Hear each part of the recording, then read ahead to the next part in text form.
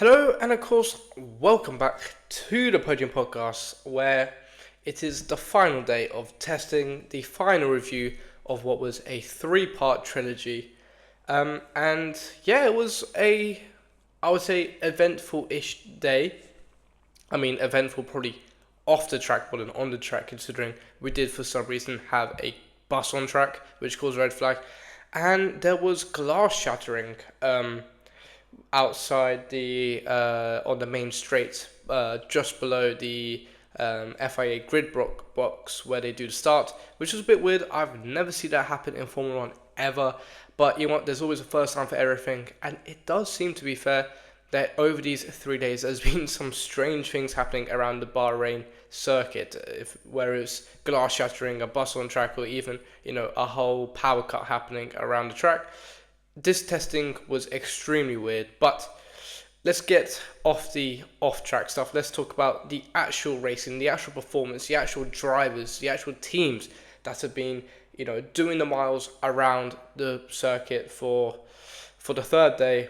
And to be fair, it was quite interesting, I would say, at the top, as George Russell did take the fastest time of the day with a 1:29.5 after 91 laps, followed by a decently paced Max Verstappen in the Red Bull, just two hundredths of a second behind the Mercedes, and Alexander Albon in the Williams after 137 laps, which is an extortionate amount, only a tenth off with a 1:29.6.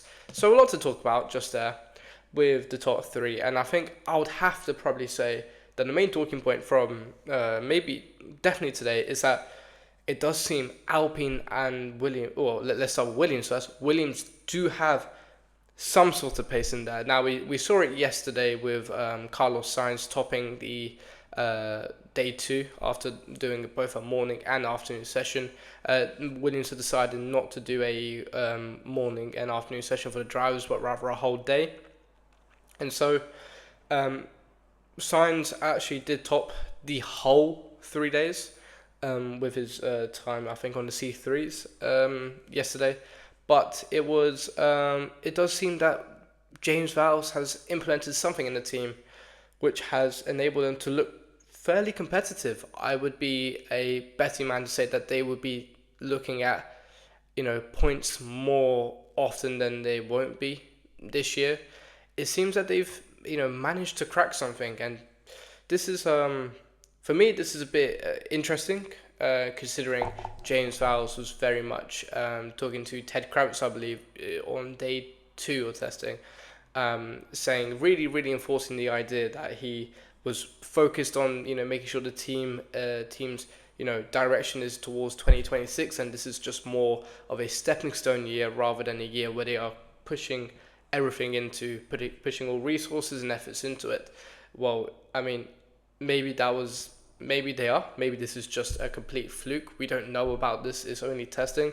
But I mean, if you're comparing the times to what they were last year for Williams and anything, Williams have picked up on average a pace by about 1.5 seconds, which is a fair amount. They are the second.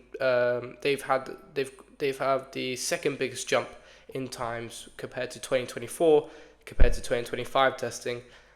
Of course, they might be sandbagging. They might be performing at a really good level compared to the others because they really just want to know what their car is. We don't know yet. But let's just take it out on its head, on first glance, that they are doing okay. It does look quite good for them. So, yeah, I mean, it's still very, very early to tell. But if I was a Williams fan, I would be very happy. And I think the same could be said for Alpine, who, I mean, if we're looking at it last year, this time last year, they were at the bottom of testing. They were very, very poor. Their straight line speed was maybe the same level as a Formula 2 car. But they've managed to pick it up. I hope they have, because it'll make more competition. But Pierre Gasly managed to finish fifth today in testing after 84 laps. And it seems that Alpine might have something working for them similar to Williams. Of course, with both these teams, we can't say this for sure.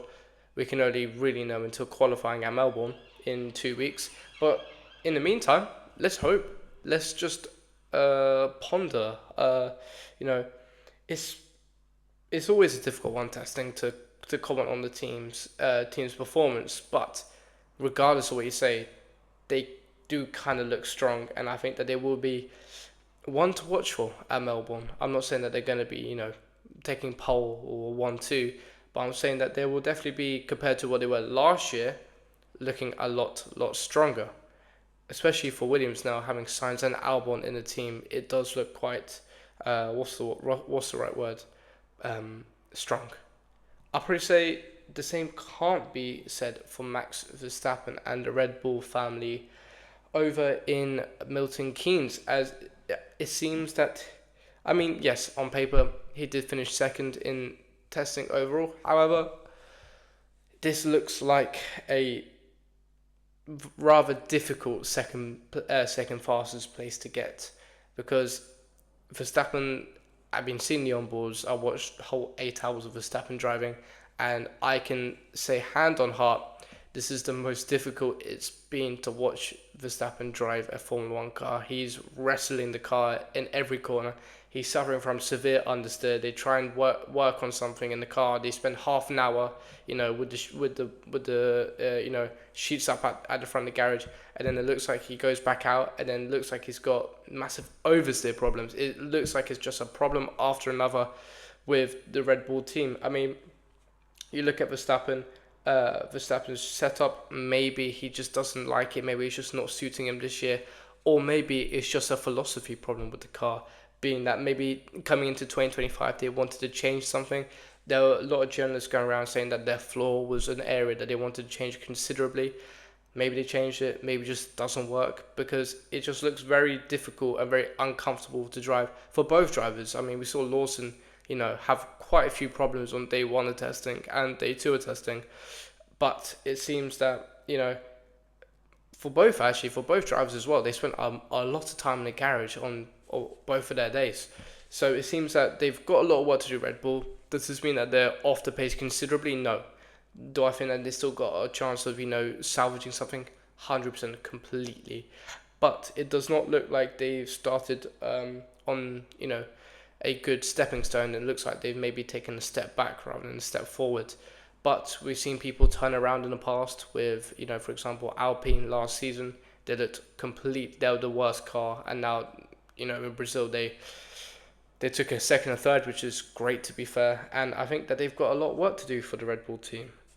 We also had, to be fair, this is probably my last talking point of the day, because I will be making a bigger video coming out hopefully next week about testing altogether. So stay tuned for that. But I'm pretty sure we had our first kind of reliability problem. And I think this has probably gone on unheard of, to be fair. But this has been probably one of the only testing sessions where we have not had a reliability issue. I don't know if you can count Ollie Behrman's engine cover, just flying off the car. But normally we do have a lot of reliability issues. But it seems that, maybe because it's coming to the end of a I suppose, era of cars, and a regulation change is coming next year. Next year, I guarantee you, we're gonna have a lot of stoppages in testing next year, because it's an engine formula as well. But I mean, to be fair, there's been across the 10 teams, there's not been any out and out problems that they've been suffering from. It's been quite, I suppose, these 3 days have been quite a straightforward 3 days for some of them. I think definitely for those of McLaren, Ferrari, Mercedes, they've gone to Bahrain, they've done what they needed to do, they've looked at the data, they're happy, they're ready, and they're comfortable, and they're prepared to go into Australia next week after, in 2 weeks time, and are confident in themselves to perform well. Whereas for others, it might not be the same. But I think that's a great place to wrap it off. Make sure to like and subscribe, and I'll see you in the next one. Goodbye.